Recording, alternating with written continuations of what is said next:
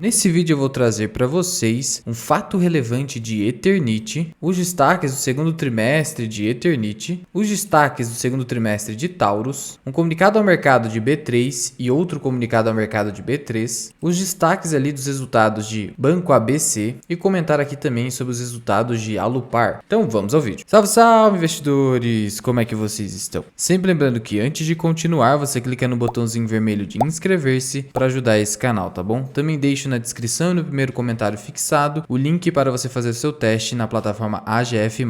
E começando aqui com Eternit, um fato relevante de pagamento de juros sobre capital próprio. E esse anúncio veio após a publicação dos resultados de Eternit. E aí, no geral, a companhia teve o quê? Aumento da receita bruta e da receita líquida. No entanto, diante das maiores despesas, o lucro da companhia teve queda. Então aqui, se você pegar o lucro líquido recorrente, ele saiu do segundo trimestre de 2021 de 61 milhões de reais para 41 milhões de reais, uma queda de 30%. As próprias margens da companhia caíram. A margem líquida caiu de 21% para 14%. E é como disse a empresa, e está impactando todo mundo. A pressão inflacionária vem impactando fortemente as principais economias do mundo, tendência agravada no primeiro semestre de 2022 pelo conflito, com a Ucrânia, provocando forte impacto no preço de grãos e combustíveis. Selic alta, aumento nos custos de produção, tudo isso impactou aqui nas margens de Eternit. Mas no final das contas a empresa conseguiu lucrar, sendo o que realmente importa num trimestre, Você tem que também olhar para o ano inteiro e ver o resultado que uma companhia chega mesmo num cenário difícil, como é o que nós estamos vivendo. E para a Eternit é bem difícil também porque ela está inserida no setor de construção civil, no setor imobiliário, o qual está sendo negativamente impactado, assim como o varejo, diante da elevação da Selic para 13,75%. Ainda assim, a Eternit aqui publicou fato relevante de juros sobre capital próprio, e ela informa ali que vai realizar o pagamento de 18 milhões e 400 mil reais a título de JCP, referentes ao primeiro semestre de 2022, conforme o seguinte detalhamento. O valor líquido por ação será 25 centavos, a Eternit tem apenas ações ordinárias. O pagamento vai ocorrer no dia 20 de setembro, com base na posição acionária do dia 12, tá? Você precisa ser dono das ações até o dia 12, porque daí o dia 15 é a data ex-provento. E aí, 25 centavos por ação nas cotações atuais de 12,85, com essa queda de quase 50% nos últimos 12 meses de Eternit, isso vai te dar um dividend yield, lembrando que isso aqui é um dividendo semestral, de 1,94%. Desse modo, você não pode esperar um dividend yield superior a 4, 5% no corrente ano para Eternit. E se não tivesse havido toda essa queda, esse dividend yield seria ainda inferior.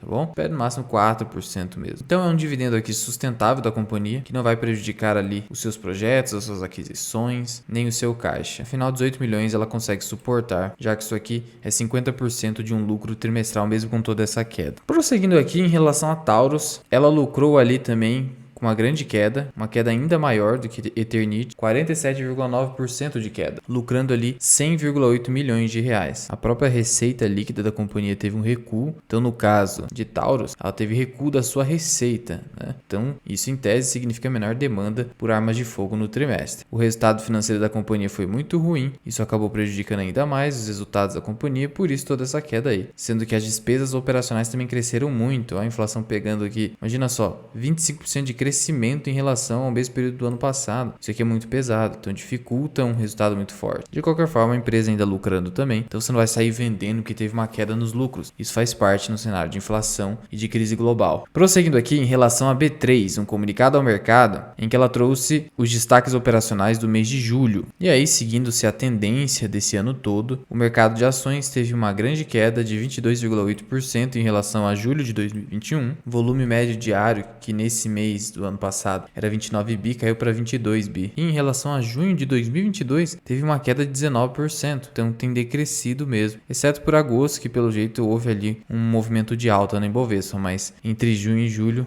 houve uma grande queda. Renda fixa explodindo, crescendo 29%, então continua a mesma coisa aí por enquanto aqui no Ibovespa. E a B3 também publicou outro comunicado ao mercado em que ela comunica que no dia 8 de agosto ela foi intimada de uma decisão liminar em ação civil pública movida pelo Ministério Público Federal do Estado de Minas Gerais contra a União, contra o governo federal. Decisão liminar, para quem não sabe, é uma decisão provisória antes de terminar o processo em que o juiz antecipa aquilo que uma das partes está pedindo. pedindo. No caso aqui, o Ministério Público. E nesse processo não tem só a União, tem o BNDES, tem o Departamento Nacional de Infraestruturas de Transportes, tem o Estado de Minas Gerais e também a B3, determinando a citação dos réus, eles são os réus, e a suspensão da sessão pública do leilão objeto do edital de concorrência internacional 002/2021, previsto para ocorrer no dia 8/8, que foi aquele dia efetivamente que houve a citação. Então suspendeu esse leilão. A B3 entende que nem deveria estar nesse processo, então ela vai discutir isso aqui, mas trouxe essa informação ao mercado. E por que o Ministério Público fez isso? Porque quer que o Estado de Minas Gerais realize obras no trecho da rodovia federal BR-365, localizado entre Uberlândia e o entroncamento com a BR-040, que é o trecho que integra o edital ali da concorrência. Aí o Ministério Público fica aquela história de dano moral coletivo e social de 4 bilhões de reais aqui, tá?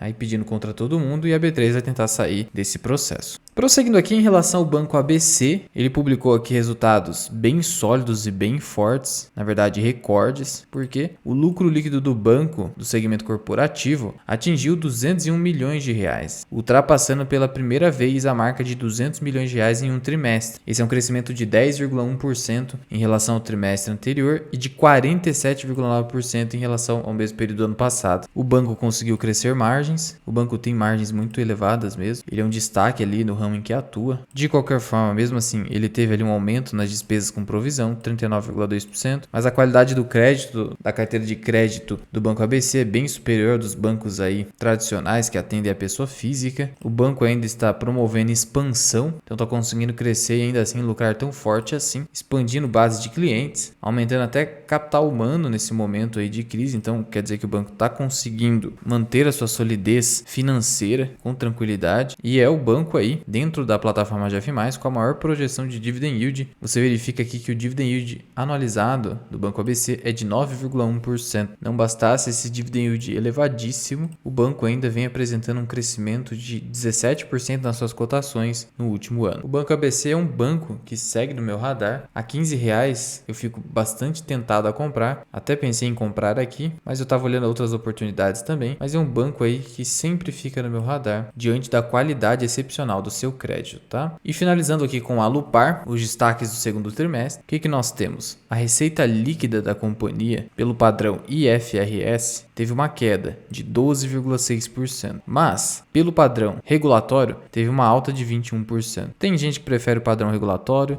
tem gente que prefere o padrão IFRS, que é o padrão internacional de contabilidade, aí vai do investidor. Já o EBITDA daqui, o que aconteceu? No segundo trimestre foi de 873 milhões, tendo uma queda então de 22,7%, porque no ano passado, no mesmo período, 1,1 bilhão. E aí o lucro líquido caiu bastante, foi para 180 milhões de reais, uma queda de 45,8%. O que provavelmente vai fazer com que as ações caiam na quarta-feira ali, talvez com uma força significativa. E pelo padrão regulatório, houve aumento no EBITDA de 24% e o lucro líquido regulatório teria sido de 50 milhões, aí uma queda de 37,1%. Então, em relação a lucro, não interessa o padrão adotado, teve queda. E aí, como era de se esperar, a margem EBITDA da companhia teve queda também, né? Índice de alavancagem ali teve um aumento para 2,4 vezes o EBITDA. Então o que nós temos aqui? Ó? Custo do serviço aumentou, foi para 107 milhões de reais no trimestre, contra 84 milhões no segundo trimestre de 2021, então é 20 milhões a mais só de custo do serviço. Mesmo assim, a holding, a companhia conseguiu manter um índice de disponibilidade física de 99%. Acima de 99%, a companhia ali consegue a quase totalidade da sua receita anual permitida. É uma variação muito pequena. Isso aqui é muito importante para que a companhia receba a sua receita. Então, nesse ponto, a Alupar não teve problema. Foi aumento aqui realmente de custo dos serviços prestados. Não só isso, despesa operacional também teve aumento ali, ó, da ordem de pelo menos 2, 3 milhões de reais. A queda no lucro líquido também foi causada pelo crescimento